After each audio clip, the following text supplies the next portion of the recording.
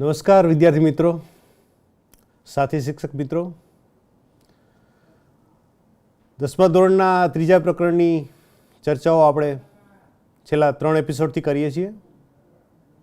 આજે ચોથા એપિસોડમાં આ જ પ્રકરણનો બાકીનો હિસ્સો આપણે શીખીએ, ચર્ચા કરીએ એ પહેલાં થોડીક આગળની વાત યાદ કરી લઈએ. દ્વિચલ સુરેખ સમીકરણમાં મુખ્યત્વે આપણે જે ભણી ગયા એની વાત યાદ કરીએ તો એનું સ્વરૂપ, એના ઉકેલ માટેના બે રસ્તાઓ, એક આલેખની રીત, એક બેઝિકની રીત. બેઝિકની રીતમાં કુલ 3 પદ્ધતિઓ: આદેશની રીત, લોપની રીત અને ચોકડી ગુણાકારની રીત. આ ઉપરાંત છેલ્લે આપણે એવા સ્વરૂપની પણ વાત કરેલી કે જેમાં સમીકરણનું સ્વરૂપ સુરેખ ન હોય પરંતુ એનો ઉકેલ શોધવો હોય, તેથી આપણે યોગ્ય આદેશ લઈ અને એને સુરેખ સ્વરૂપમાં પરિવર્તિત કરીએ. એનો આલેખ, એનો ઉકેલ મળી જાય પછી જે આદેશ લીધો હોય એને મૂળ સ્વરૂપમાં રૂપાંતરિત કરી અને સમીકરણનો ઉકેલ શોધીએ. એવા આપણે ઉદાહરણની ચર્ચા લાસ્ટ એપિસોડમાં કરેલી હતી. આ એપિસોડમાં આ 3 પદ્ધતિઓનું હાર્દ સ્વરૂપ એવા કૂટ પ્રશ્નની આપણે વાત કરવાની છે. વિદ્યાર્થીઓને કૂટ પ્રશ્નને ઉકેલવામાં થોડી મુશ્કેલી થતી હોય છે. એનું કારણ એ હોય છે કે આપણી એમાં પ્રેક્ટિસ અને થોડો રસ ઓછો હોય છે. જો યોગ્ય રીતે એને સમજવામાં આવે તો એ કોઈ મુશ્કેલ વસ્તુ નથી. જે આગળની રીતના ઉદાહરણો ગણ્યા એવું જ માત્ર એ સ્વરૂપ છે.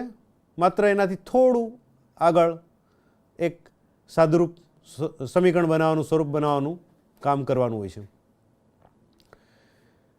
આપણી આ પ્રકરણની વાતના, કૂટ પ્રશ્નની વાત શરૂ કરીએ એ પહેલાં આખા પ્રકરણમાં હેતુલક્ષી પ્રશ્નો ઉપયોગી થાય એવી એક નાનકડી ચર્ચા કરી અને આપણે આપણી વાતને આગળ વધારીએ. એવી એક સ્લાઇડ આપણે જોઈએ કે જે આપણને હેતુલક્ષી પ્રશ્નોમાં ખૂબ જ ઉપયોગી થઈ પડે એવી છે. તમે જુઓ, તમારી સામે જે એક ટેબલ છે એની ચર્ચા કરીએ આપણે ટૂંકમાં. આપણી પાસે 3 ઉકેલની સંખ્યાના વિકલ્પ છે અને એમાં સુસંગત છે કે નહીં, પછી એનો આલેખ કેવો હોય અને એની શરત કઈ છે. આ 3 વાત છે. તો પહેલો વિકલ્પ છે ઉકેલની સંખ્યા 1 હોય. 1 એટલે કે અનન્ય. હવે સ્વાભાવિક છે કે ઉકેલ હોય તો એ સુસંગત હોય જ, એટલે છે. અને એનો આલેખ કેવો હોય તો કે એક જ બિંદુમાં છેદે.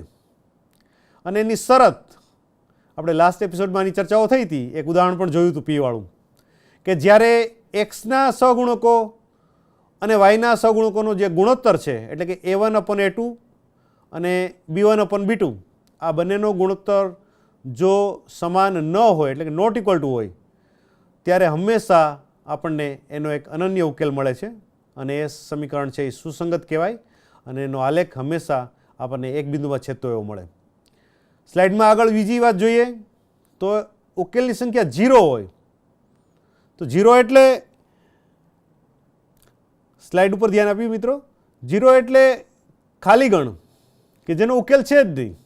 હવે જેને ઉકેલ નથી તો એને સુસંગત કહી શકાય. કઈ રીતે કહી શકાય? આપણે હમણાં જ જોયું હતું કે જો ઉકેલ હોય તો સુસંગત છે તો આપણે હા કહી, જ્યારે અહીંયા આપણે ના કહીશું, ના સુસંગત નથી. એનો આલેખ કેવો મળશે તો કે 2 સમાંતર રેખાઓ મળશે, કારણ કે બંને રેખાઓ એકબીજીને છેદશે નહીં. અને એની શરત પહેલાંથી થોડું ઉલટું છે કે A1/A2 અને B1/B2 જ્યારે નોટ ઇક્વલ ટુ હતા પહેલાંમાં, જ્યારે અહીંયા ઇક્વલ ટુ છે, એટલે કે એક્સના સહગુણક અને વાયના સહગુણકનો ગુણોત્તર હંમેશા સમાન હશે, પરંતુ અચળ પદ સાથેનો ગુણોત્તર અલગ હશે. આવી સ્થિતિનું નિર્માણ થાય ત્યારે એને ઉકેલ મળતો નથી. અને છેલ્લો ઉકેલની સંખ્યા અનંત ગણ. અને અનંત ગણ હોય એટલે ઉકેલ તો છે, એટલે એને સુસંગત જ કહેવું પડે. વિશેષમાં એને આપણે સુરેખ અવલંબી પણ કહીએ છીએ. એનો આલેખ 2 સંપાતી રેખા મળે, એક વાર બીજી રેખા. અને શરત બહુ જ સ્પષ્ટ છે, કારણ કે સમીકરણો એકરૂપ હોવાના છે, સરખા હોવાના છે.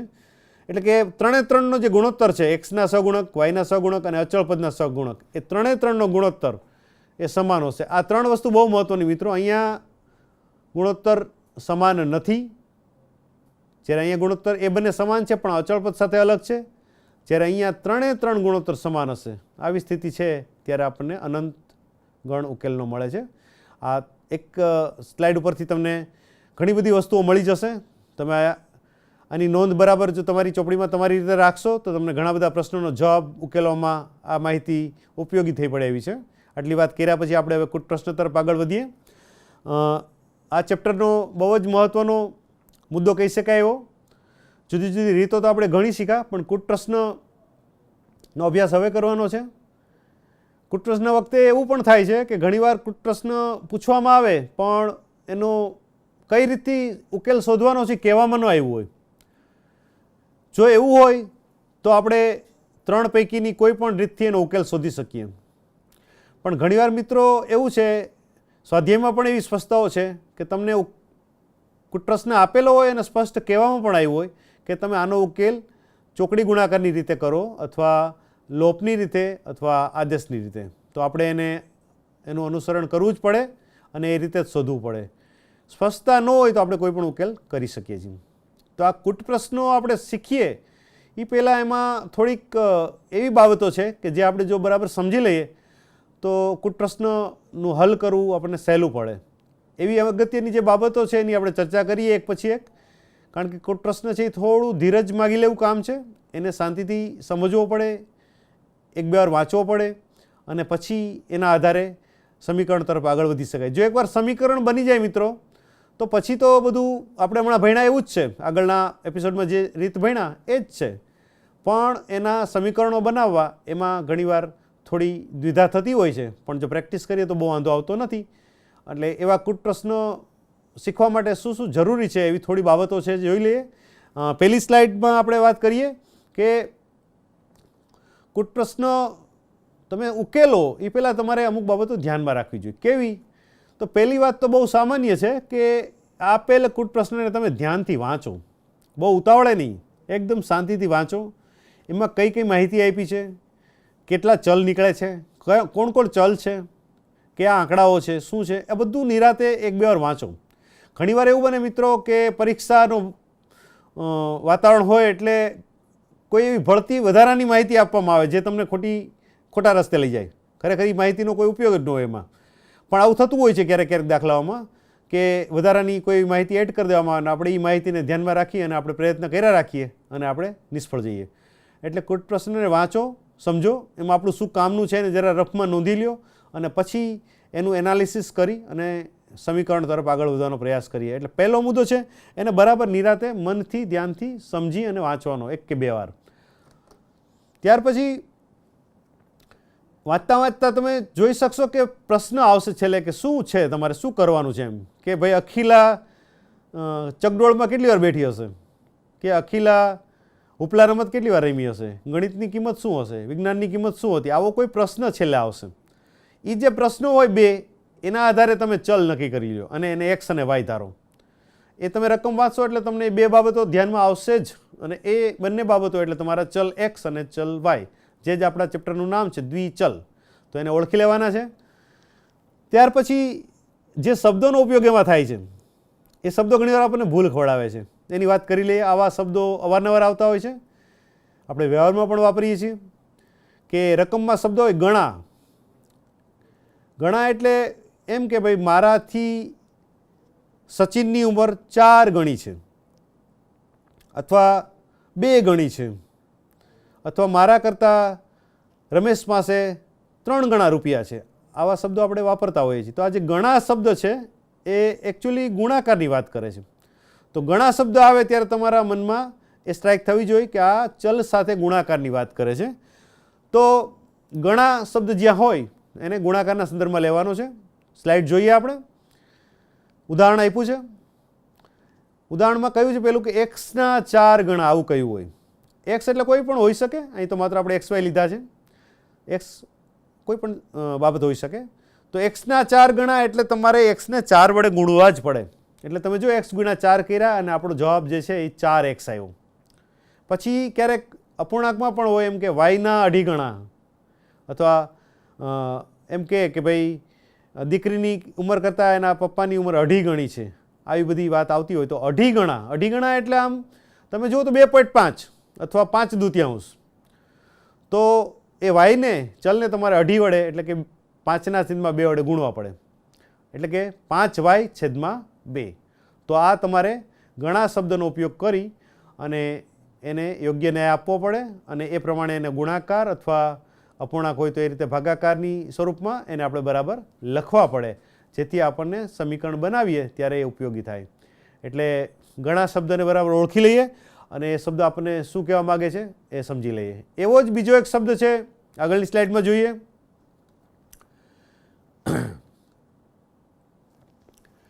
હા, રકમમાં આવો એક શબ્દ હોય મોભાગ શબ્દ. તો મોભાગ એટલે શું? એટલે એમ કહ્યું હોય કે રમેશ પાસે કૌશિક કરતાં ચોથા ભાગની ચોપડીઓ છે, આવું કીધું હોય. ચોથા ભાગની ચોપડીઓ એટલે કોઈ ઘટના છે એનો ભાગ કીધો હોય એમ. તો આપણે ઘણીવાર વસ્તુ હોય અને પછી બધાને કહીએ છીએ ને ભાગે મળીને વેચી લેવાની એમ, તો એ જે ભાગ છે એ જ વાત છે. આ કેટલામો ભાગ એમ. આપણે ઘણીવાર આ વસ્તુઓનો ઉપયોગ વ્યવહારમાં પણ કરતા હોઈએ છીએ કે ભાઈ આપણે આપણી જે આવક હોય એનો 10મો હિસ્સો કે 10મો ભાગ આપણે કોઈ સારા સામાજિક કાર્ય માટે કે કોઈ ગરીબ વર્ગના લોકો માટે આપણે એનો ઉપયોગ કરવો જોઈએ, આવું આપણને આપણા વડીલો આપણી સંસ્થાઓ કહેતા હોય છે. તો એ મોહ ભાગ એમ, 10મો ભાગ છે એ ધર્માડા માટે કાઢવો જોઈએ કે 10મો ભાગ સામાજિક કાર્યો માટે કે કોઈ વંચિત વર્ગો માટે, આ પ્રકારની વાત આપણે કરતા હોય. તો એ મોહ ભાગની વાત છે. મોહ ભાગ એટલે શું? એનું ઉદાહરણ સાથે જોઈએ આપણે. એટલે કે રકમમાં તમને એમ કહેવામાં આવે કે મોહ ભાગ, તો એનો આપણે ભાગાકાર કરવાનો છે. જેમ પહેલામાં ગુણાકાર કર્યો ગણામાં, એમાં ભાગાકાર કરવાનો છે. કેવી રીતે જોઈએ? એમ કહ્યું એક્સનો 7મો ભાગ. એક્સ મેં હમણાં કહ્યું એમ કોઈ પણ હોઈ શકે, પગારનો 7મો ભાગ આમ કેવું હોય તો કહી શકાય. તો એક્સના છેદમાં 7 એટલે એને ભાગવાના છે. એક્સનો 7મો ભાગ એટલે એક્સના છેદમાં 7. એમાં અપૂર્ણાંક એ હોઈ શકે, આગળ જોયું તો એમ કે વાયનો 3/4મો ભાગ. 3/4 એટલે અહીંયા આમ જોઈએ તો 1.5ની વાત છે. તો વાયનો 3/4મો ભાગ એટલે વાયને તમારે 3/2 વડે ભાગવા પડે, એટલે 3y/2 એટલે તમે વાયને 3/2 વડે ગુણીએ એટલે 3y/2. એટલે આ પ્રમાણે આપણને 7મો ભાગ કે 3/4મો ભાગ એનો આપણે ચલ સાથે પરિણામ મેળવી શકીએ છીએ અને પછી આપણે એનો ઉપયોગ સમીકરણમાં કરી શકીએ. પછી આગળ જોઈએ. ત્યાર પછી બીજી એક વાત એવી હોય છે કે રકમમાં ઉમેરવા અને તફાવત, એટલે ઉમેરવા એટલે વધારવા અને તફાવત એટલે ઓછા શબ્દનો ઉપયોગ હોય. દાખલા તરીકે એમ કીધું એક્સમાં 9 ઉમેરવા, તો એ બહુ સરળ છે. આમ તો એક્સમાં 9 ઉમેરવા એટલે x + 9 કરવા. અથવા એમ કે એક્સ એ વાયથી 4 જેટલા વધારે છે. જો આવું આવે ત્યારે ગભરાઈ જવાય છે. એક્સ એ વાયથી 4 જેટલા વધારે છે એટલે વાયથી 4 જેટલા વધારે એટલે વાયમાં 4 ઉમેરવા પડે, એટલે x બરાબર y + 4. એ જ રીતે એમ કીધું હોય કે વાય એ એક્સથી 7 જેટલા ઓછા છે. 7 જેટલા ઓછા છે કોનાથી? એક્સથી. તો એક્સમાંથી 7 બાદ કરવા પડે, x - 7 = y.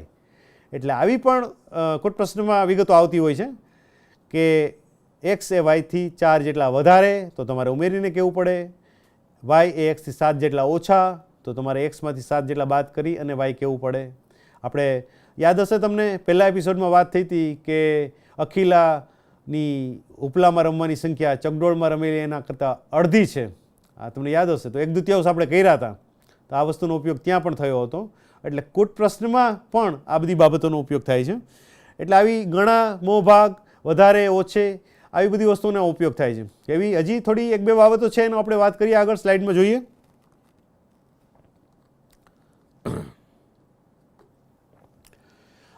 આ બહુ મહત્વનો છે. આમાં કૂટ પ્રશ્નમાં આવું પૂછાય ત્યારે વિદ્યાર્થીઓ ભૂલ કરતા હોય છે. ઉંમર માટે હોય છે કે 5 વર્ષ પહેલાંની ઉંમર અને 6 વર્ષ પછીની ઉંમર, આવું કે જો આ બાબતમાં આપણે એને સમજીએ નહીં બરાબર તો આપણો જવાબ છે એ બહુ વિચિત્ર આવી શકે છે અને આપણે માર્ક્સ મેળવી નથી શકતા. કે એમ કોઈ 5 વર્ષ પહેલાંની ઉંમર, 5 વર્ષ પહેલાંની એટલે શું? આજની વાત કરું તો આજે આજના દિવસની વાત કરીએ તો આજે એમ કે કોઈ વ્યક્તિ કે આજે મારી ઉંમર 45 વર્ષની છે, તો 5 વર્ષ પહેલાં એટલે લગભગ 2014 ગણીએ આપણે, 19ને ધ્યાનમાં રાખીને, તો 2014માં મારી ઉંમર કેટલી હોય આવી વાત થઈ. તો આજે મારી જે ઉંમર હોય એમાં મારે 5 વર્ષ પહેલાંની ઉંમર જોતી હોય તો 5 સ્વાભાવિક છે બાદ કરવા પડે, કારણ કે પહેલાં ભૂતકાળમાં જવાનું છે. એટલે 5 વર્ષ પહેલાંની ઉંમર, તો એમાં તમારે હાલની ઉંમરમાંથી 5 બાદ કરવા પડે. હાલની ઉંમરને આપણે અહીંયા એક્સ ધાર્યા છે, x - 5. હવે એમ કે 6 વર્ષ પછીની ઉંમર, 6 વર્ષ પછીની ઉંમર એટલે ભવિષ્યમાં જવાનું છે. આજે 45 વર્ષ હોય કોઈના, તો 6 વર્ષ પછી એટલે ઉમેરવા પડે. તો આજે x વર્ષ હોય અને 5 વર્ષ પહેલાં ભૂતકાળમાં ગયા તો x - 5 કર્યા, તો 6 વર્ષ પછી એની ઉંમર x + 6 થાય. એટલે 45 વર્ષની વ્યક્તિ આજે હોય તો એ 2014માં 40 વર્ષની હતી, અને આજે 45 વર્ષની વ્યક્તિ હોય તો 6 વર્ષ પછી એટલે 2025માં એની ઉંમર 6 વર્ષ પછી એટલે લગભગ 51 વર્ષ જેવી થાય. તો આ વાતને વ્યવહારિક રીતે સમજી, આપણી જાત સાથે કે આપણા પેલા મિત્રોના ઉદાહરણો સાથે સમજી અને તમે લેશો તો તમને ઝડપથી સમજાશે. તમે પહેલાં સીધું એક્સને લેવા જશો તો તમને સમજાશે નહીં, તમને એમ થશે એક્સ કેવી રીતે ઉંમર હોય, પણ એક્સ એટલે આજની ઉંમર, હાલની ઉંમર. પહેલાં જવું છે ભૂતકાળમાં તો બાદ કરો, ભવિષ્યમાં જવાનું છે તો ઉમેરો. આ બાબતને પણ આમાં યાદ રાખવી જરૂરી છે. કૂટ પ્રશ્નમાં આવી અવારનવાર બાપ દીકરીની ઉંમર, પિતા પુત્રની ઉંમર, આવા કેટલા બધા કૂટ પ્રશ્નો આપણે ત્યાં પુસ્તકોમાં પણ છે અને પરીક્ષામાં પણ પૂછાતા હોય છે. અને એમાં જો આપણે સમજવામાં બરાબર ધારવામાં ભૂલ ખાઈ જઈએ તો આપણો જવાબ વિચિત્ર આવે છે. વિચિત્ર એટલે આપણને ખબર પડી જાય કે આપણો જવાબ એવો આવે કે પિતા અને પુત્રની ઉંમર જે વાસ્તવિક હોવી જોઈએ એના કરતાં ઉલટી આવે, પિતાની ઉંમર નાની આવે અને પુત્રની મોટી આવે, આવું થાય જો આપણે બરાબર ધાર્યું ન હોય તો. એટલે આને બરાબર સમજી વિચારી અને આપણે એની ધારણા કરવાની છે. આગળ જોઈએ. હજુ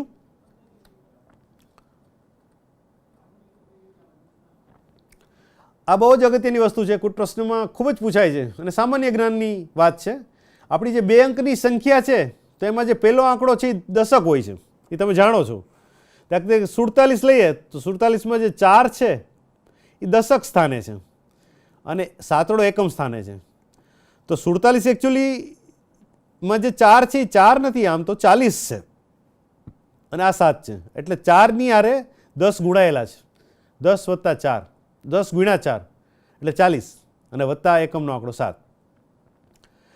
હવે આ તો સામાન્ય ઉદાહરણની વાત છે, પણ જ્યારે XY આવે ત્યારે વળી પાછી બીજી નવી મુશ્કેલી શરૂ થાય. તો દશકની સંખ્યા x અને એકમની સંખ્યા y હોય. દશકની સંખ્યા કઈ છે? x. x એટલે અહીંયા આપણે જે 4 કીધા હતા એ x થઈ ગયા. તો દશકની જગ્યાએ જે હોય એને તમારે 10 વડે ગુણવા જ પડે અને પછી એકમ જે છે એ ઉમેરવા પડે.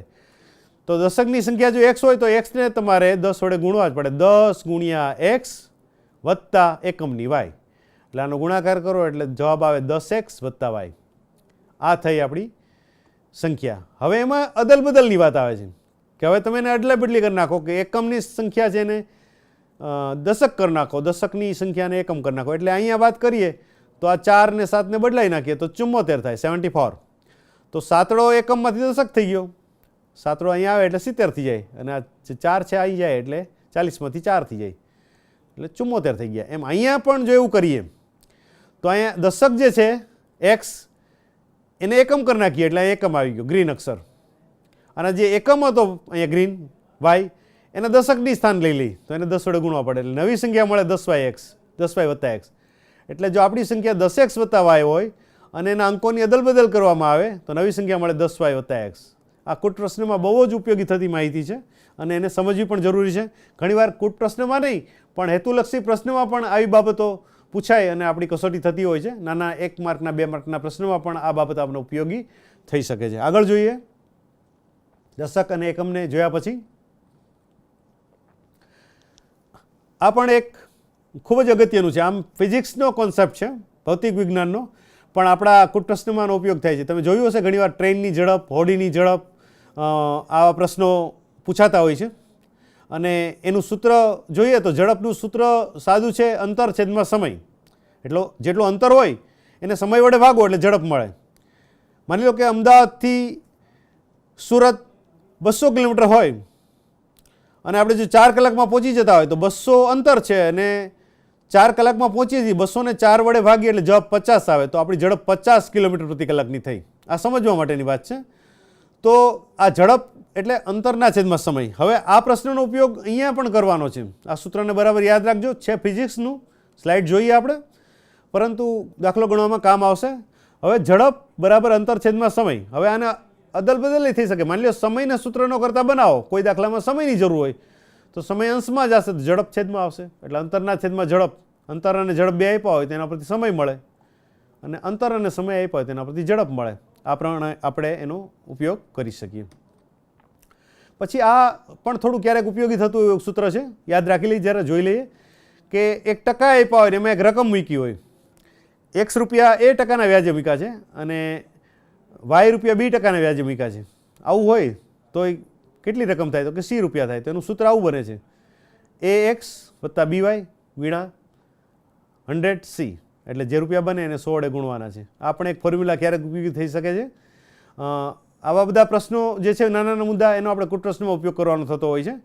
એટલે આ બધી બાબતો, એટલે કે ટકાની વાત છે, મો ભાગ, આના કરતાં વધારે, આટલામો ભાગ, આના ગણું, 5 વર્ષ પહેલાં, 6 વર્ષ પછી, ઝડપ, અંતર, સમય, આ બધી જ વસ્તુઓનો ઉપયોગ આપણે કૂટ પ્રશ્નમાં થતો હોય છે.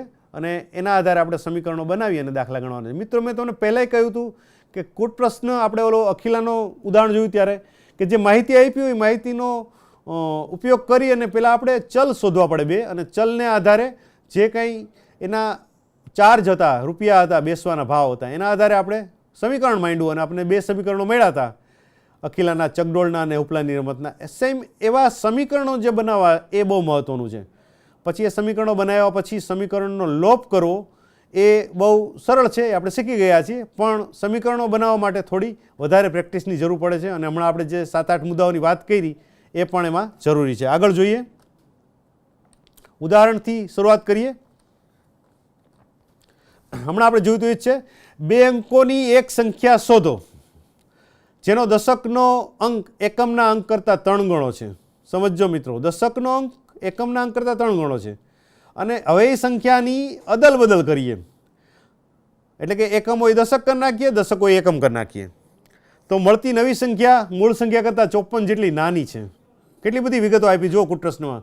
એક એક વસ્તુને નાના નાના ટુકડાઓમાં જોઈ અને સમજી વિચારી અને આગળ વધવું પડે. દશક, એકમ, 3 ગણો, અદલ બદલ અને 54 જેટલી નાની, આ બધું જ એક સાથે આપણે સાંકળવાનું છે. હવે આપણી પાસે 2 અંકની સંખ્યા છે, એટલે એક દશક અને એક એકમ. તો આપણે પહેલાં ધારી લઈએ. ધારો કે જે અંક છે એમાં દશકનો અંક y છે, દશકને y ધારીએ, એટલે તમે સમજી જાજો, ઇન્ડિકેટ કરજો કે y છે એ 10 વડે ગુણાયેલો જ છે, કારણ કે દશક છે, અને એકમનો અંક x છે, બરાબર. એટલે આપણી સંખ્યા મળી 10y વત્તા x, આપણી સંખ્યા થઈ જે આપણે ધારીએ. હવે એમ કીધું છે કે દશકનો અંક એકમના અંક કરતાં 3 ગણો વધારે છે. દશકનો અંક એટલે કોણ? y. એ y છે એ x થી 3 ગણા છે. હમણાં જ આપણે વાત થઈ, 3 ગણા. કોના કરતાં 3 ગણા? એકમ કરતાં 3 ગણા. એકમ એટલે કોણ? x. x ના 3 ગણા એટલે 3x બરાબર y થાય, કારણ કે yની કિંમત એકમના 3 ગણા જેટલી છે. એટલે એકમ એટલે x, એને 3 વડે ગુણો ત્યારે y થાય. એટલે આપણી પહેલું સમીકરણ મળી ગયું, y બરાબર 3x. 3xને આ બાજુ લઈ આવી ડાબી બાજુ, એટલે સ્વરૂપ ગોઠવીએ એટલે 3x ને y સામે લઈ જાય તો એ પણ કહી શકાય 3x - y = 0. એક્સને આપણે સામાન્ય રીતે પહેલાં લખતા હોઈએ છીએ, એટલે આપણે yને જમણી બાજુ લઈ જઈએ એટલે માઇનસ થઈ ગયા, અને ઇક્વલ ટુ 0 જ કરવાના છે. એટલે 3x - y = 0 આપણું પહેલું સમીકરણ થયું. મિત્રો, હવે નવી વાત આવી, અદલ બદલ. એકમનો અંક દશક થશે, દશકનો અંક એકમ થશે. એટલે પહેલા દશકનો અંક y હતો, હવે દશકનો અંક x થાય છે, અને એકમનો અંક હવે y બની ગયો. એટલે આપણી સંખ્યા જે પહેલાં હતી, ફરી વાર જોઈએ, 10y વત્તા x હતી. તમે જોવો છો અહીં 10y વત્તા x. હવે આ બદલી ગયું. હવે જોજો અહીંયા શું આવે છે, સોરી,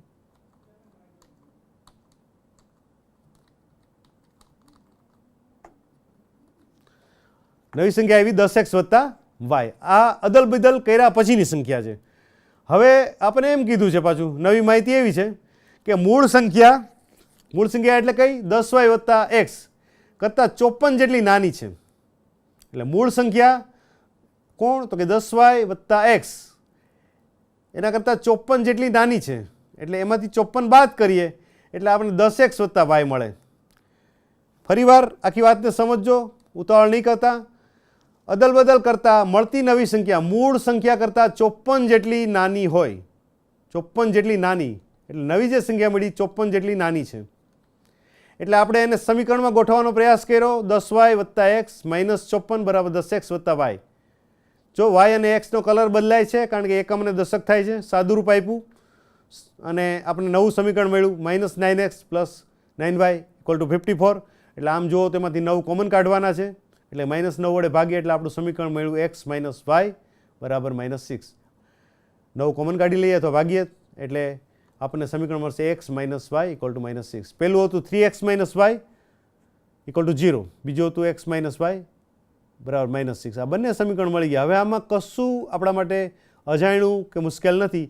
આ સમીકરણનો ઉકેલ શોધવો હોય તો આપણે કોઈ પણ રીતે કરી શકીએ. જો આપણને કહેવામાં આવ્યું એ રીતે પણ લોપ, ચોકડી અથવા આદેશની રીતે આનો ઉકેલ શોધવો હોય બહુ જ સહેલો છે. જો તમે આમાં વાયનો લોપ કરવો હોય તો તમારે કશું કરવાનું જ નથી, ખાલી નિશાની બદલાવાની છે. અને જો એક્સનો લોપ કરવો હોય તો તમારે 3 વડે ગુણવાના છે. આપણે વાયનો લોપ કરીએ છીએ, વાયનો લોપ કરીએ છીએ આપણે એટલે એ કેન્સલ થાય છે. માઇનસ નિશાની અહીંયા છે પણ શરત ચૂકતી રહી ગઈ છે.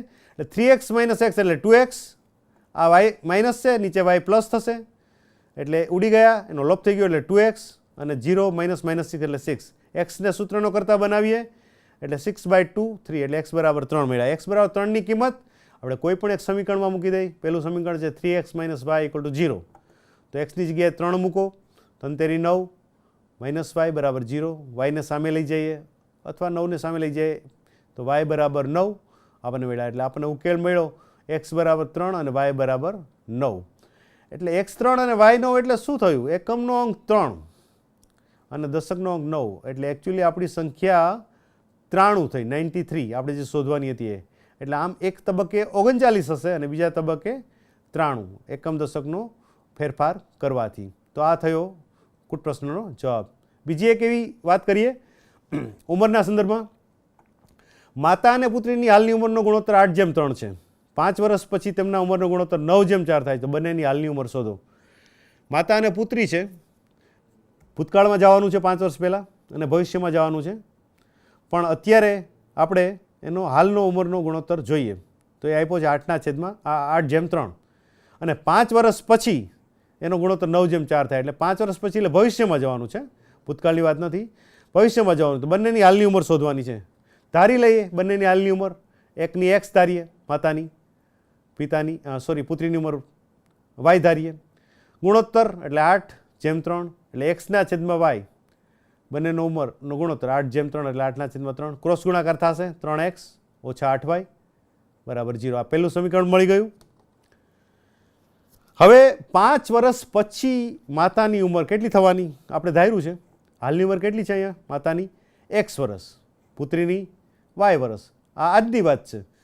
5 વર્ષ પછી જવાનું છે એટલે અત્યારની વાત કરીએ તો 2024, તો બંનેમાં ઉમેરવા પડે 5. હાલની x હતી તો એમાં 5 ઉમેર્યા એટલે માતા પણ 5 વર્ષ મોટા થવાના છે અને એની દીકરી પણ 5 વર્ષ મોટી થવાની છે. માની લો કે આજે માતાની ઉંમર 30 વર્ષ હોય અને એની દીકરી 3 વર્ષની હોય, તો 5 વર્ષ પછી માતા 35ના થશે તો એની દીકરી 8 વર્ષની થશે, કારણ કે બંનેની ઉંમર 5 વર્ષ શોધવાની છે. આ યાદ રાખજો બરાબર. અને હવે એનો ગુણોત્તર 9:4 છે એટલે પાછો એનો ગુણોત્તર માંડવાનો છે. એટલે બંનેનો ગુણોત્તર આપણે માંડીએ ત્યારે 9:4 થાય છે. x વત્તા 5 છેદમાં y વત્તા 5 બરાબર 9/4. ક્રોસ ગુણાકાર કરીએ, 4 આની સાથે ગુણાશે અંશની હારે, આ y વત્તા 5 9 સાથે ગુણાશે, બંનેને ગુણીએ 4x વત્તા 20 9y વત્તા 45. એક જ બાજુએ ચલને લઈ લઈએ એટલે 4x ઓછા 9y, 20 આ બાજુ જશે એટલે -45 બાદ થશે એટલે 25. એટલે બીજું સમીકરણ મળ્યું 4x ઓછા 9y બરાબર 25. તો આ રીતે આપણને બીજું સમીકરણ મળ્યું. જો ફરી એકવાર શાંતિથી જોઈ લઈએ કારણ કે આમાં ભૂલ થવાના ચાન્સ છે. હાલની ઉંમરનો ગુણોત્તર 8:3, તો હાલની ઉંમર ધારી x અને પુત્રી y એટલે એક્સ અને વાયનો ગુણોત્તર 8:3, ક્રોસ ગુણાકાર થયો, 3 અને એક્સનો ગુણાકાર થાય 8 અને વાયનો, 3x = 8y, માઇનસ થયા 0. આ પહેલું સમીકરણ થયું. હવેની વાત મહત્વની છે, હવે 5 વર્ષ પછી ભવિષ્યમાં જવાનું છે, એટલે માતાએ 5 વર્ષ મોટા થયા, x + 5ના થયા, એની દીકરી પણ 5 વર્ષ મોટી થઈ, y + 5ની થઈ. હવે આ બેનો ગુણોત્તર પાછો આપ્યો છે 9:4, એટલે ગુણોત્તર x + 5 છેદમાં y + 5 = 9/4. આનું સાદુરૂપ આપ્યું હમણાં આપણે જોયું પ્રમાણે, અને એનો જવાબ આવે છે 4x - 9y = 25. તો આપણને આ બે સમીકરણો મળ્યા. ફરીવાર એ સમીકરણો આપણે એક સાથે જોવાનો પ્રયાસ કરીએ. તો પહેલું સમીકરણ છે 3x - 8y = 0. પહેલું સમીકરણ છે 4x - 9y = 25 છે. આ બે સમીકરણો આપણી પાસે તૈયાર છે. કૂટ પ્રશ્નમાં બસ આટલી જ વિગતો છે, એ સૌથી મહત્વની છે. સમીકરણો એકવાર બની ગયા પછી એનો ઉકેલ એ આપણા માટે શીખી લીધેલી વસ્તુ છે, પણ સમીકરણો બનાવવા સુધી એની ધારણા કરવી, ચલને ઓળખી કાઢવા અને એને આપેલી માહિતીને ધ્યાનમાં રાખી અને સમીકરણો લખવા એ બહુ મહત્ત્વના છે. સમીકરણો બરાબર બેલેન્સ થઈ જાય પછી એનો ઉકેલ શોધવો એ તો ઘણી સરળ વાત છે.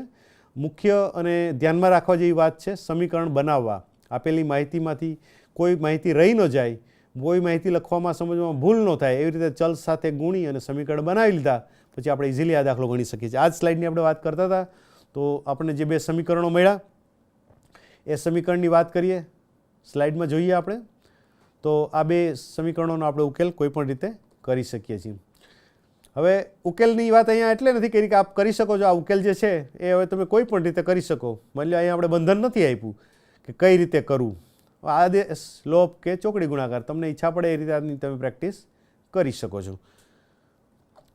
પછી એક ઉદાહરણ બીજું જોવાનો પ્રયાસ કરીએ, અને કૂટ પ્રશ્ન આવો છે કે જો આપણે બેંગ્લોરનું કોઈ એક બસ સ્ટેન્ડ, એટલે બેંગ્લોરથી મલ્લેશ્વરમની બે ટિકિટ, વિદ્યાર્થી મિત્રો ઘણીવાર એવું થતું હશે અમુક નામથી આપ થોડા અપરિચિત હોય એવું બને, કારણ કે તમે બધા જાણો છો કે આ વખતનું આપણું જે મેથેમેટિક્સ છે એ NCERTનું જે મેથેમેટિક્સ છે એ જ છે, માત્ર આપણું ગુજરાતીમાં ભાષાંતર થયું છે.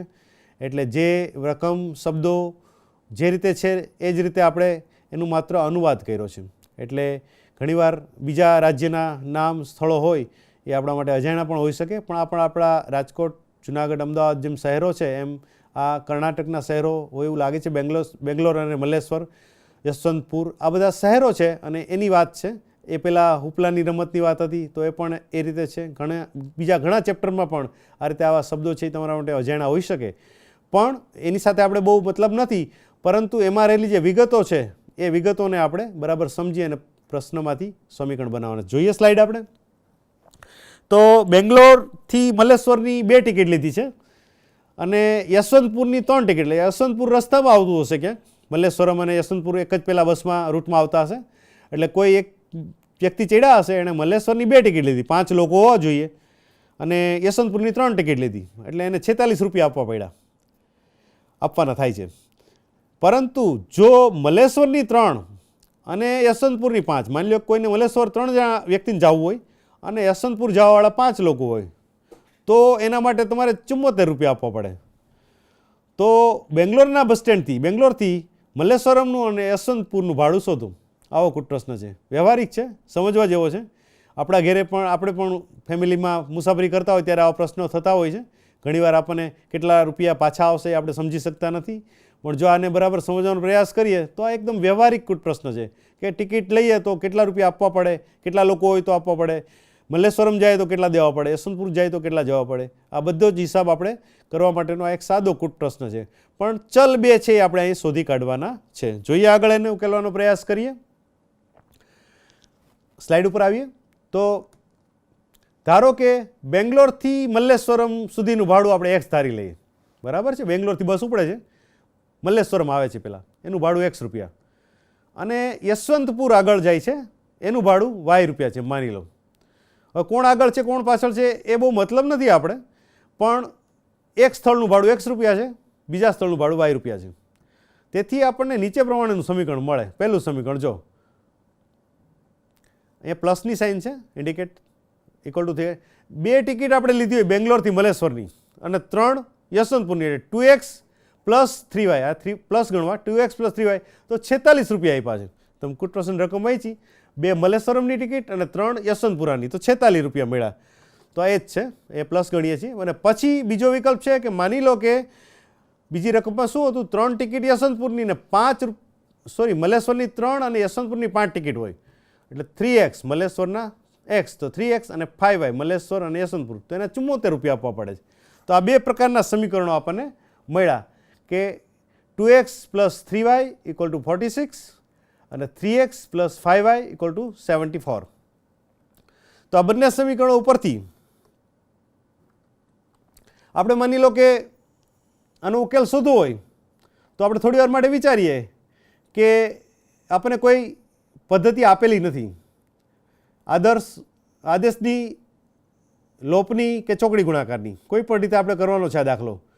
માની લો કે આપણે લોપની રીતે આ દાખલો ગણવો છે સપોઝ, તો લોપની રીતે આપણે જોવા જઈશું તો તમે જુઓ એક્સના સહગુણક અને વાયના સહગુણક એ બંને એવી સંખ્યા છે જે પરસ્પર અવિભાજ્ય છે. તમે એક્સના સહગુણકની વાત કરો તો છે 2x અને આ બાજુ 3x એટલે 2 અને 3. પહેલા સમીકરણમાં x 2 છે અને નીચે 3 છે. હવે કોઈ એવી સંખ્યા નથી જે 2 અને 3 ને આપણે ગુણો તો સરખી થઈ જાય. સ્લાઇડમાં જોઈએ તો એક્સનો લોપ કરવો હોય તો આપણે અરસપરસ જ ગુણવા પડશે. સમીકરણ 1 ને તમારે 3 વડે ગુણવા પડે. આ જે સમીકરણ છે 1 એને તમે 3 વડે ગુણો એટલે આ 3 ગુણ્યા 2 એટલે 6x થશે. પછી બધું જ બદલશે, અહીંયા પ્લસ, અહીંયા 3 ગુણ્યા 3 એટલે 9y થશે અને એ રીતે 46 ગુણ્યા 3 કરશું. પછી સમીકરણ 2 ને આપણે કેટલા વડે ગુણવા પડશે, 2 વડે, કારણ કે 3 તો છે જ એટલે 2 વડે ગુણો એટલે 2 તેરી 6 એટલે 6x થશે. પછી આને 2 વડે ગુણો એટલે 2 પંચા 10y થશે અને એ રીતે આને 2 વડે ગુણો અને પછી તમે પહેલા સમીકરણમાંથી બીજા સમીકરણને બાદ કરશો એટલે 6xનો લોપ થશે અને y મળશે. એનો ઉપયોગ કરી અને બીજું સમીકરણમાં કિંમત મૂકો એટલે આપણને x મળે.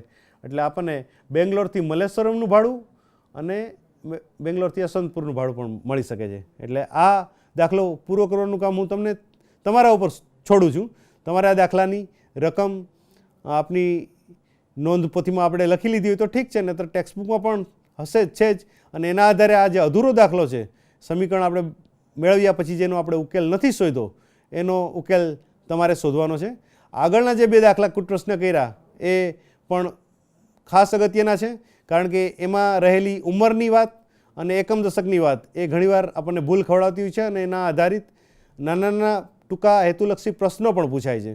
એટલે આપણા માટે એ બહુ ઉપયોગી છે. એટલે કુટ પ્રશ્નની આ જે 3 ઉદાહરણની વાત કરી એના જેવા બીજા ઉદાહરણોનો ઉપયોગ કરી અને તમે પ્રેક્ટિસ કરી અને કુટ પ્રશ્નનો હલ તમે કરી શકો છો. પણ પહેલાં કહ્યું એમ કુટ પ્રશ્ન શોધવા માટે એની રકમને ધીરજથી સમજવી પડશે. જ્યાં સુધી આપણે રકમને બરાબર સમજશું નહીં ત્યાં સુધી આપણે એના ઉકેલ તરફ ન જઈ શકીએ, મુશ્કેલી પડે. દાખલા તરીકે હું તમને એક વાત કરું તો આવી રકમ જે કુટ પ્રશ્નની પૂછાતી હોય છે એના નાના નાના ટૂંકા પ્રશ્નો પણ 1 માર્કમાં 2 માર્કમાં પૂછાતા હોય છે. તો એનો ઉપયોગ કરવા માટે આપણે આવી બધી જે વિગતો અગાઉથી જોઈ એ આપણને કામ આવે છે કે ઉંમરનો ગુણોત્તર કરવો હોય કે પછી ટ્રેનની ઝડપની વાત હોય તો અંતર અને ઝડપના સૂત્રની વાત હોય તો એ બધું આપણને એમાં ઉપયોગી થતું હોય છે. અથવા ઘણીવાર આપણને એવું પૂછાય છે કે એક આંકડો આપ્યો હોય અને એમ કહ્યું હોય કે એક પિતા અને પુત્ર છે, એની 5 વર્ષની પહેલાંની ઉંમરનો સરવાળો આપ્યો હોય કે ભાઈ 5 વર્ષ પહેલાં એ બંનેની ઉંમરનો સરવાળો 40 વર્ષ હતો 5 વર્ષ પહેલાં, તો 6 વર્ષ પછી કેટલો થશે? આ પ્રશ્ન ઘણીવાર પૂછાય છે. પિતા અને પુત્રની ઉંમરનો સરવાળો 5 વર્ષ પહેલાં 40 હતો. 5 વર્ષ પહેલાં એટલે આપણે 2014 માનીએ તે બાપ દીકરાની બેયની ઉંમરનો સરવાળો કરો તો 40 વર્ષનો હોય. માની લો કે 30 અને 10 માની લઈએ, 30 વર્ષના પિતાશ્રી હોય અને 10 વર્ષનો બાળક હોય તો 30 અને 10 અથવા 5 અને 25 માનીએ. 25 આપણે સરવાળો 40 લીધો એટલે 35 અને 5 માનીએ. 35 વર્ષના પિતા હોય અને 5 વર્ષનો બાળક છે એમ માની લઈએ આપણે. હવે 6 વર્ષ પછી બંનેની ઉંમરનો સરવાળો શું થાય? હવે આપણા માટે મહત્ત્વનું શું છે કે 5 વર્ષ પહેલાં બેની ઉંમરનો સરવાળો 40 હતો તો 6 વર્ષ પછી બંનેની ઉંમરનો સરવાળો કેટલો થાય? આમાં મોટાભાગના વિદ્યાર્થીઓ ભૂલ ખાતા હોય છે, કારણ કે બંને મોટા સાથે થાય છે. પિતા પણ મોટા થાય છે, એનો દીકરો પુત્ર પણ મોટો થાય છે. એટલે 40 સરવાળો હોય 2014માં, તો આજની વાત કરો 2019માં, તો બંનેની ઉંમરમાં 5-5 વર્ષનો વધારો થયો હશે. એટલે 5 વર્ષ દીકરો મોટો થયો અને 5 વર્ષ પિતા પણ મોટા થયા. એટલે 5 ને 5 10. એટલે આજે તમે જુઓ તો એ જ બાપ દીકરાની ઉંમરનો સરવાળો જે પહેલાં 5 વર્ષ પહેલાં 40 વર્ષનો હતો એ આજે 50 વર્ષનો હશે. હવે 6 વર્ષ પછી બંનેનો સરવાળો કેટલો થશે? તો ત્યારે પણ પાછા 6 પિતાના અને 6 પુત્રના, એટલે 6 અને 6 12 ઉમેરવા પડે. એટલે 50 ને 12 62. એટલે 6 વર્ષ પછી બંનેની ઉંમરનો સરવાળો 62 વર્ષ થાય એવું આપણે એમાં સ્પષ્ટ કરવું પડે. આવા પણ પ્રશ્નો પૂછાતા હોય છે અને આવા પ્રશ્નો કૂટ પ્રશ્નમાં કામ પણ આવતા હોય છે. એટલે આજને સ્લાઇડ ઉપર આવીએ ફરી પાછા. કૂટ પ્રશ્નની જે વિગતો હતી એ વિગતોને યાદ કરી અને આગળ વધીએ. સ્લાઇડ ઉપર આવીએ પ્લીઝ. હા, તો આપણે જે વાત હતી એમાં મેં હમણાં તમને કહ્યું અગત્યના મુદ્દાઓ છે જે આપણે યાદ કરવા જોઈએ. તો એ કેવી રીતે જોઈએ? 2x + y = 6 અને 4x + 2y = 5 ના ઉકેલ ગણ માટે કહી શકાય કે સમીકરણ 2માં 2x + y = 5/2 થાય, જ્યારે સમીકરણ 1માં 2x + y = 6 થાય. તમે જુઓ, આ બંને સમીકરણને સમજાવવાનો પ્રયાસ કર્યો છે. 2x + y = 5, 2x + y = 5. એટલે સામે 2 જશે એટલે 2 વડે ભાગો એટલે 5/2 થાય. જ્યારે સમીકરણ 1માં જે 2x + y = 6 છે, અહીંયા તમે 2 કોમન કાઢી લીધા. સમીકરણ 2માં આમાંથી 2 કોમન કાઢો એટલે 4x છે કેટલા થઈ જશે? 2x. આમાંથી 2 કોમન કાઢો એટલે કેટલા થઈ જશે? y. એટલે 2x + y અને બગડો કોમન કાઢ્યો એ સામે ગયો એટલે 5/2. હવે તમે જુઓ, અહીંયા ડાબી બાજુ શું છે? 2x + y. અને અહીંયા ડાબી બાજુ શું છે? એ સેમ 2x + y. તો એક જગ્યાએ આપણે એમ કહીએ કે બેનો સરવાળો 6 થાય અને બીજી જગ્યાએ એમ કહીએ કે બેનો સરવાળો 5/2 થાય. એ કેવી રીતે શક્ય બને? એટલે ડાબી બાજુ જો સરખી હોય તો જમણી બાજુ પણ સમાન હોવી જોઈએ, અને જો ન હોય તો એમ કહેવું પડે કે આ સમીકરણનો ઉકેલ શક્ય નથી. એટલે આનો ઉકેલ ખાલી ગણ થાય. એટલે આ સમીકરણ 1 માર્કમાં તમને આ સમીકરણ બંને આપ્યા હોય અને એમ પૂછે કે આ સમીકરણ સુસંગત છે કે નહીં, તો આપણે એનો જવાબ દેવો પડે. અથવા એમ પૂછે આ બંને સમીકરણનો આલેખ કેટલા બિંદુઓમાં છેદે, તો આપણો એનો જવાબ થશે કે બંનેનો આલેખ છેદશે નહીં, સમાંતર રેખાઓ હશે. જો બરાબર સમજ્યા હશું તો આપણે આવા પ્રશ્નોનો જવાબ દઈ શકશું.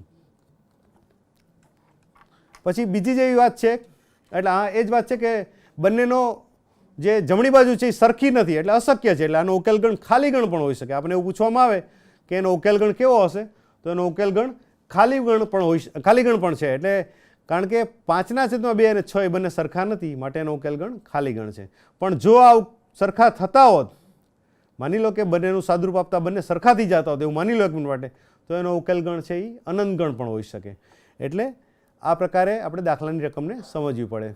બીજી એવી વાત છે, એક સમીકરણ છે 2x + y = 3 અને બીજું છે 6x + 3y = 9. તો એને કેટલા ઉકેલ હોય? હવે તમે જુઓ આ બે સમીકરણમાં શું ફરક છે. માત્ર તમે જોશો તો 3 વડે ગુણાયું છે. આને 2 ને 3 વડે 2 તેરી 6, આને 3 વડે ગુણો 3y અને આ છેલ્લે 3 તેરી 9. આ એ જ સમીકરણ છે જેને તમે 3 વડે ગુણો એટલે આ મળે. તો એ બંને સમીકરણ તો આમ જુઓ તો એક જ છે. હવે આનો ઉકેલ પૂછવામાં આવે તો તમે કહી શકો કે એનો ઉકેલ તો અનંત ગણ જ હોય. અથવા એમ પૂછવામાં આવે કે આનો ઉકેલ નો આલેખ કેવો મળે, તો એ આલેખ આપણે સંપાતી રેખા મળે. આ બંને સમીકરણને આપણે 2 વડે ગુણીએ અથવા કોમન કાઢીએ તો બંને સમાન થઈ જાય છે. એટલે એનો ઉકેલ અનંત ગણ. આનો 4 પ્રશ્નો પૂછી શકાય. એનો આલેખ કેવો હોય, અથવા એને ઉકેલ કેટલા હોય, અથવા સુસંગત છે કે નહીં. આ પ્રમાણે રકમના આધારે એનો પ્રશ્ન પૂછી શકાય. અથવા એના સહગુણકોનો ગુણોત્તરના આધારે પણ પ્રશ્ન પૂછી શકાય, જેની ચર્ચા આપણે એક એપિસોડમાં કરેલી હતી. તો વિદ્યાર્થી મિત્રો, આ પ્રકરણમાં આપણે ફરીવાર બધું યાદ કરી લઈએ કે કેટલી વસ્તુનો અભ્યાસ કર્યો. પહેલાં આપણે દ્વિચલ સુરેખ સમીકરણનું વ્યાપક સ્વરૂપ જોયું, એની શરતો જોઈ, અને એ શરતોના આધારે ફરીવાર એક શરતને યાદ કરી લઈએ. બહુ જ મહત્ત્વની વાત છે કે જે એ અને બી છે, એટલે એક્સ અને વાયના સહગુણક છે, એ બંને એકી સાથે શૂન્ય ન હોય. આ શરત બહુ જ મહત્ત્વની છે. આ દ્વિચલ સુરેખ સમીકરણના વ્યાપક સ્વરૂપની વાત કરી સૌથી પહેલાં આપણે, જે આ ચેપ્ટરનો આ પ્રકરણનો પાયો છે અગત્યનો, અને એ સમજવું બિલકુલ જરૂરી છે. પછી આપણે એના ઉકેલ માટેની વાતો કરી. તો એ 2 રીતો છે. દ્વિચલ સુરેખ સમીકરણનો ઉકેલ મેળવવાની 2 રીતો છે. એ 2 રીતમાં એક રીત આલેખની છે એ આલેખની રીતની પણ આપણે ચર્ચા કરી. એમાં આપણને 3 વિકલ્પો જોવા મળ્યા. પહેલો વિકલ્પ એવો હતો કે રેખાઓ પરસ્પર છેદે તો તેને અનન્ય ઉકેલ હોય. સાથે સાથે કેવું હોય તો એવું કહી શકાય કે આ સમીકરણો સુસંગત હોય. જો પરસ્પર છેદતા હોય તો એના અનન્ય ઉકેલ હોય અને સુસંગત પણ હોય. ત્યાર પછી એના આ ગુણોત્તરની વાત કરીએ. આ પણ પ્રશ્ન પૂછી શકાય, જો સુસંગત હોય તો એનું વ્યાપક સ્વરૂપ માટે ગુણોત્તર કેવો થાય? તો કે એના એક્સના સહગુણકો અને વાયના સહગુણકોનો ગુણોત્તર ક્યારેય સમાન થાય નહીં, અને તો જ એને એક અનન્ય ઉકેલ મળે, અને તો જ એનો આલેખ એકબીજા રેખા એક બિંદુમાં એકબીજાને છેદે અને એને સુસંગત કહેવાય. આ પહેલો વિકલ્પ હતો. બીજો એવો વિકલ્પ આવ્યો કે રેખાઓ પરસ્પર છેદતી જ ન હોય, એટલે કે સમાંતર હોય, તો એમ કહેવાય કે આ સમીકરણને એક પણ ઉકેલ ન મળે, એટલે કે એનો ઉકેલ ગણ ખાલી હોય. અને ખાલી ગણ છે, ઉકેલ નથી, એટલે સુસંગત તો હોય જ નહીં. અને એની શરતને જો યાદ કરીએ તો એના આ બે ગુણોત્તર તો સમાન થશે, જે પહેલામાં નહોતા થતા, પણ અચળ પદ સાથેનો ગુણોત્તર સમાન નહીં થાય. C1/C2 એ એક્સના સહગુણક અને વાયના સહગુણકથી અલગ હશે, બાકી એક્સ અને વાયના સહગુણકો તો સમાન જ હશે. આ સ્થિતિ બીજા વિકલ્પની છે. ત્રીજો વિકલ્પ એવો હતો કે બંને રેખાઓ એકબીજા પર સંપાતી હોય, એટલે કે બંને સમીકરણ માટે એક જ રેખા મળે. રેખા પરના તમામ બિંદુ, એટલે તમામ જેટલા બિંદુ છે બધા જ એના ઉકેલ ગણાય, અનંત ગણ ગણાય. અને અનંત ગણ છે એટલે આપણે એને સુરેખ અવલંબી કહીએ છીએ, અને સુસંગત તો હોય જ. અને એનું વ્યાપક સ્વરૂપ બહુ ઇન્ટરેસ્ટિંગ છે કે 3/3 ગુણોત્તર સમાન થશે. એક્સના સહગુણકોનો ગુણોત્તર, વાયના અને અચળ પદના. A1/A2 = B1/B2 = C1/C2 હંમેશા સમાન થશે, એટલે એકના એક સમીકરણ હશે. આના માટે આપણને અનંત ઉકેલ મળે છે, જે સુરેખ અવલંબી છે. આ નાના નાના પ્રશ્નો માટે આ બધી જ વિગતો ખૂબ જ ઉપયોગી છે. ત્યાર પછી બેઝિક રીતની વાત આવી. બેઝિક રીતમાં આપણે 3 રીત જોઈ: આદેશની રીત, લોપની રીત અને ચોકડી ગુણાકારની રીત. આ 3 રીત અલગ અલગ રીતે મહત્વની છે. અલગ અલગ રીતે એના પ્રશ્નો પણ પૂછાય છે. કૂટ પ્રશ્નો માટે પણ ઇન્ડિકેટ કરવામાં આવે છે, એટલે 3 રીતનું મહત્વ એટલું જ રહેલું છે. 3 રીતને બરાબર સમજી અને આપણે શીખેલા ઉદાહરણોનો અભ્યાસ કરી, યાદ રાખી અને મહાવરો કરો તો આ રીત પણ શીખવી તમારા માટે સહેલી પડે એમ છે. તો બેઝિક રીત 3નો આપણે અભ્યાસ કર્યો. પછી આપણે છેલ્લે સુરેખ ન હોય એવા સમીકરણો લીધા અને એને આપણે યોગ્ય આદેશ લઈને સુરેખ સમીકરણમાં પરિવર્તિત કર્યા. આપણે જોયું હતું ને, 1/x = a આદેશ લીધો અને 1/y = b આદેશ લીધો, અને એ આદેશ લઈ અને આપણે એને પરિવર્તિત કર્યા, એનું ઉકેલ શોધ્યો, અને છેલ્લે જે a અને b ઉકેલ મળ્યો એને પાછા મૂળ સ્વરૂપમાં લઈ જઈ અને x અને yમાં જવાબ આપ્યો, અને આપણે એ રીતે એના ઉકેલ શોધ્યા. તો એનો એક મુદ્દો હતો. અને સૌથી છેલ્લે આજે આપણે જેની ચર્ચા કરી એ કૂટ પ્રશ્નો. કૂટ પ્રશ્નમાં આપણે ઘણી બધી વાતો જોઈ. સામાન્ય રીતે ગુણાકારના સંદર્ભમાં ભાગાકાર, ઝડપ અંતર સમયની વાત છે, વ્યાજના દરની વાત છે, આ બધા જ મુદ્દાઓ, ઉંમરની વાત છે, એનો ઉપયોગ કરી અને કૂટ પ્રશ્ન જે છે એને ઉકેલવાનો આપણે પ્રયાસ કર્યો. એટલે આમ આ પ્રકરણની અંદર રહેલી દ્વિચલ સુરેખ સમીકરણ અને તેના ઉકેલની આલેખની અને બેઝિકની રીત, સુરેખ સમીકરણ પરિવર્તન કરવાની રીત, અને છેલ્લે આખા ચેપ્ટરમાં ખૂબ જ અગત્યનો કહી શકાય એવો કૂટ પ્રશ્નનો મુદ્દો અને એના ઉદાહરણો પણ આપણે જોયા. અને એની જે 3 આલેખોની શરતો છે, ખાસ કરીને એના બધા જ મુદ્દાઓને આપણે વારંવાર યાદ કરી, અને એટલા માટે યાદ કર્યા કે એ ખૂબ જ હેતુલક્ષી પ્રશ્નોમાં પૂછાવાના ચાન્સ રહેતા હોય છે. એટલે 3 પ્રકાર અને 3 એના આલેખ કેવા હોય છે, એને કયા નામથી ઓળખવામાં આવે છે, એની વાત એટલે જ ખાસ વિશેષ કરી. આશા છે કે આ પ્રકરણમાં થયેલી ચર્ચાઓ આપણે ખૂબ ઉપયોગી થશે, અને આપની જે આવનારી માર્ચ 2020ની પરીક્ષા છે એમાં ઉપયોગી થાય અને તમે એમાં સારો દેખાવ કરી શકો. આ પ્રકરણ અને આ ઉપરાંત બીજા બધા વિષયના અભ્યાસથી, ગણિતના બીજા પ્રકરણોથી તમે સરસ રીતે, સમગ્ર રીતે સારો દેખાવ કરી શકો એવો પ્રયાસ અહીંથી આ ક્ષેત્રથી કરવામાં આવ્યો છે. આ માટે માધ્યમિક શિક્ષણ બોર્ડનો પણ હું આ તકે આભાર માનું છું, અને આપ સૌનો આભાર માની અને આ વાતને અહીંયા વિરામ આપું છું. સૌને શુભેચ્છા.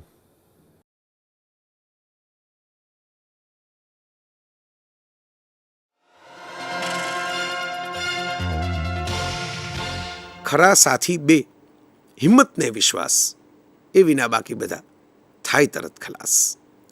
તો આપણે બધા બહુ પ્રેમથી, બહુ મક્કમતાથી, બહુ શાંતિથી અને સ્મિત સાથે હસતા હસતા પરીક્ષાઓને પસાર કરીએ, અને તમારું જીવન વેડફાઈ ન જાય અને બન્યું અને ખીલ્યું એના માટે દુનિયા વાહ વાહ કહેશે કે વાહ, આ જીવન તો કેવું સરસ માણવા જેવું છે. આ વ્યક્તિ આપણને, પૃથ્વી ગ્રહને ઈશ્વરે આપેલી ભેટ છે. All the best. Take care. Keep rocking. Keep cracking. Be brave my friends. Career તમારા માટે શું છે? શું એનો અર્થ એવો થાય છે કે ઘણા પૈસા કમાવા, આખા દિવસ દરમિયાન વ્યસ્ત રહેવું કે પ્રખ્યાત થવું અને સફળતા મેળવવી છે? વાસ્તવમાં કરિયરનો અર્થ આમાંનું કંઈ નથી. કરિયર એટલે ખુશી અને ઉત્કૃષ્ટતા, જે વ્યક્તિના સર્વાંગીણ વિકાસ તરફ દોરી જાય છે, જે આપણે આપણી રુચિ અને ક્ષમતાઓને ઓળખીને મેળવી શકીએ. આપણે બધા જાણીએ છીએ કે સચિન તેંડુલકરે ક્રિકેટને કરિયર તરીકે પસંદ કરી છે, કારણ કે તે અંગેનો જુસ્સો ધરાવતા હતા અને સારી ક્રિકેટ રમવાની ક્ષમતા ધરાવતા હતા. તેમણે આ ક્ષેત્રમાં શ્રેષ્ઠતા પ્રાપ્ત કરવા માટે ખૂબ મહેનત અને નિષ્ઠા સાથે તેમની કુશળતામાં સતત સુધારો કર્યો છે, જેના કારણે તેઓ સર્વાંગી વૃદ્ધિ પ્રાપ્ત કરી શક્યા. દરેક વ્યક્તિ અનન્ય છે અને અલગ અલગ ક્ષમતાઓ અને રુચિ ધરાવે છે. તેથી દરેક વ્યક્તિની પાસે એક વિશિષ્ટ કરિયરનો માર્ગ છે. તમારી કરિયર તમારા ભાઈ બહેન કે પછી તમારા પ્રિય મિત્ર જેવી જ હોવી જોઈએ એ જરૂરી નથી. તમારા પોતાની અનન્ય કરિયરના માર્ગને વ્યાખ્યાયિત કરવા માટે કરિયર મેજિક ફ્રેમવર્ક મદદરૂપ થઈ શકે છે. આ કરિયર મેજિક ફ્રેમવર્કમાં 3 મુખ્ય ભાગો છે: રુચિ, ક્ષમતા અને તક. જે કંઈ પણ તમે કરો છો એ તમને કરવું ગમે છે અને તમે સમયનું ભાન ગુમાવી બેસો તેને અભિરુચિ કહેવાય છે. ક્ષમતા એ જ્ઞાન, શક્તિ, આવડત અને કૌશલ્ય કે જે કોઈ ચોક્કસ વસ્તુ કરવા ધરાવે છે. અને તક એટલે સમાજની આવશ્યકતા છે અને જેના માટે તે પૈસા ચૂકવવા માટે તૈયાર છે. આ 3 ભાગોનું આંતરછેદ એ કરિયર છે. જો આ ત્રણેય પૈકી કોઈ એક ખૂટે છે તો પછી જે રહે છે તે એક શોખ, એક સ્વપ્ન અથવા એક નોકરી. ઉદાહરણ તરીકે, સંતોષ ક્રિકેટ રમવાનું પસંદ કરે છે અને તે મોટો થઈને સફળ ક્રિકેટર બનવા માંગે છે. ક્રિકેટના ક્ષેત્રમાં ઘણી તક છે. જો કે સંતોષ લાંબા સમય સુધી તાપમાં રહી શકતો નથી. એનો અર્થ એ કે સંતોષ માટે ક્રિકેટર બનવાનું માત્ર સ્વપ્ન જ હોઈ શકે છે, કરિયર નહીં. નેહા વાંચવાનું પસંદ કરે છે અને એક દિવસમાં 100 કરતાં વધારે પાના વાંચી શકે છે. જો કે ફક્ત પુસ્તકો વાંચીને પૈસા કમાવવામાં કોઈ સારી તક નથી. આમ નેહા માટે વાંચન માત્ર એક શોખ હોઈ શકે છે, કરિયર નહીં. અદ્વૈતના પિતા સફળ વ્યવસાય સાથે જોડાયેલા છે. અદ્વૈત પાસે આવશ્યક કુશળતા અને શિક્ષણ પણ છે અને વ્યવસાયમાં તેના માટે બહુવિધ તક છે. જો કે અદ્વૈતને વ્યવસાય ચલાવવામાં રુચિ નથી. તેને માત્ર લખવાનું પસંદ છે અને સારું લખે છે. આમ એક વેપારી બનવું તે જ નોકરી હોઈ શકે છે જેના માટે તેને પૈસા મળે છે, પણ અદ્વૈત માટે તે કરિયર નથી. મોહન ખેતી પસંદ કરે છે અને ઘણી વખત તેના મિત્રના ખેતરમાં લાંબા કલાકો સુધી કામ કરે છે. કૃષિ યુનિવર્સિટીમાં ડિગ્રી ધરાવે છે અને કૃષિ ક્ષેત્રે આવશ્યક જ્ઞાન, કુશળતા અને ક્ષમતા ધરાવે છે. ઉપરાંત કૃષિમાં સંશોધન અને નવીનીકરણ માટે ઘણી તક છે. આમ કૃષિ મોહન માટે કરિયર બની શકે છે. મોહને તેના રુચિ, ક્ષમતા અને તકને ધ્યાનમાં લઈને તેને અનન્ય કરિયર બનાવી છે. આથી ખુશી અને શ્રેષ્ઠતા દ્વારા તે તેના જીવનમાં તમામ પાસામાં વિકાસ સાધી શકે છે. તેવી જ રીતે તમે બધા પોતાની અનન્ય કરિયરની કેડી કંડારી શકો છો.